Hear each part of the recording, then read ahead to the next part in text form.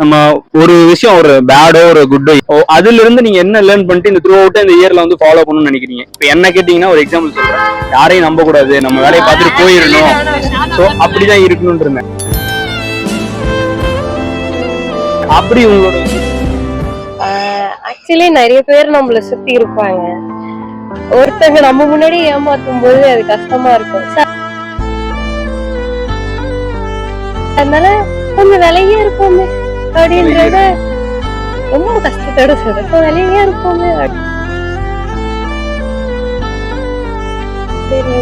அப்ப வந்து க்ளோஸ் ஆயிடக்கூடாது அப்படின்னு க்ளோஸ் ஆகணும். எவ்வளவு இருக்கணுமோ அவ்வளவு இருந்தா நமக்கும் நல்லது, நம்ம மனசுக்கும் நல்லதுன்னு நினைக்கிறேன்.